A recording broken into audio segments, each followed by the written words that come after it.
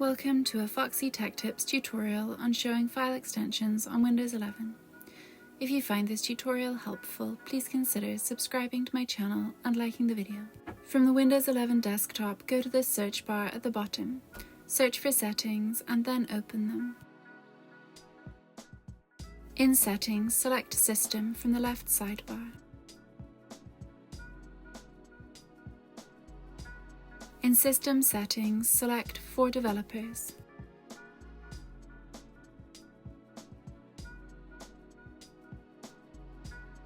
Make sure Developer Mode is turned on, and then select File Explorer.